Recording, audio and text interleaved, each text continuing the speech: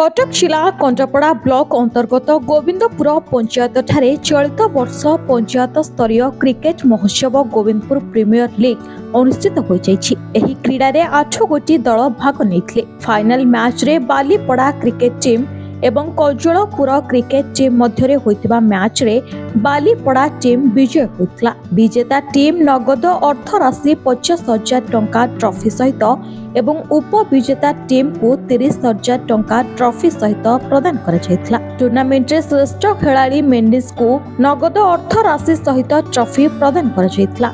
एही final match रो मुख्य अतिथि थिले director of Balunkeswar enterprises doctor Ajit Kumar Bhuiya एवं यात्रा जगतर बैट बॉय पीयूष त्रिपाठी मुख्य आकर्षण थे। एही खेल को अनुष्ठान सदस्य ललाटेन्दु पात्र, विनय पात्र, मनोज दास प्रमुख साहाय्य सहयोग करथिले। कटक बारंगरू प्रकाश कुमार भोईଙ୍କ रिपोर्ट ओडिसी खबर।